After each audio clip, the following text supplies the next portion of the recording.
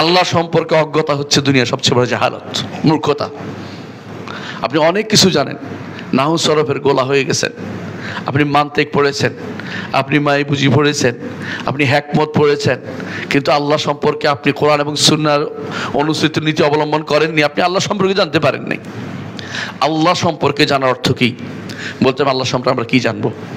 আল্লাহর জাত সম্পর্কে জানতে হবে, আল্লাহর সত্তা সম্পর্কে জানতে হবে।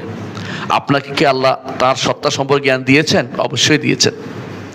কাফেররা যখন জিজ্ঞাসা করলো, আপনি যে আল্লাহর দিকে ডাকছেন, সে আল্লাহর বংশ পরিচয় দেন, আল্লাহর পরিচয় দেন, পরিচয় লাগবেই। মানুষ কারো দিকে আহ্বান করলে বলতে হয় পরিচয় দেন। তখন আল্লাহ তাআলা আয়াত নাজিল করলেন, কুল হু আল্লাহু আহাদ আল্লাহুস সামাদ লাম ইয়ালিদ ওয়া লাম ইউলাদ ওয়া লাম ইয়াকুল লাহু কুফুয়ান আহাদ। আল্লাহ তাআলা তিনি একক অনন্য সত্তা, একক অনন্য সত্তা, যে সত্তার সাথে কোনো কিছু তুলনা কারো চলে না, তার মতো কিছু হতে পারে না, এবং কোনো কিছু তার মতো হতে পারে না। তিনিও কারো কিছু মতো নন, কোনো দিক থেকে নন।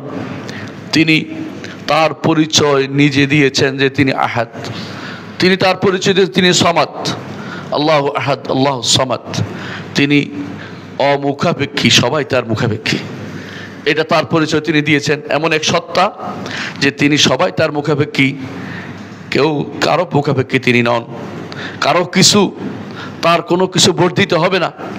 আপনি যদি কোনো একেবারে মুত্তাকি হয়ে যান, মুত্তাকি সবচেয়ে বড় মুত্তাকি, আতকা রাজুল কলবে রাজুলিন, সবাই মিলে যদি কোনো মুত্তাকি হয়ে যান, মা যাদা ফি মুলকি শাইআন, হাদিসে কুদসিতে আল্লাহ তাআলা বলেন আমার রাজত্বে কোনো কিছু বেড়ে যাবে না।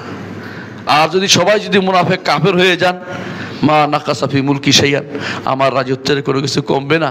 ইন্নামা হিয়া আমাল নরসিহা লাকুম, এগুলো কিছু আমল তোমাদের জন্য আমি জমা করে রাখি, তোমাদের আমল নামায় ভালো পেলে তোমার শুকরিয়া আদায় করো, আর যদি খারাপ কিছু পাও ফালা তালুমান্না ইল্লা নাফসা, নিজেকে ছাড়া কাউকে তিরস্কার করো না। আল্লাহ সম্পর্কে জানতে হবে।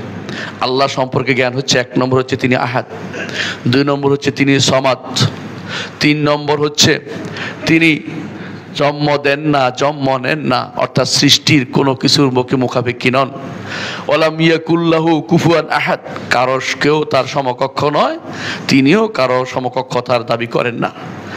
এটা প্রথম শিক্ষা। এই তিনটা জিনিস পেয়ে গেছেন আপনি, যে তিনি আহাদ, সমাদ, এবং তিনি লাম ইয়াকুল লাহু কুফুয়ান আহাদ।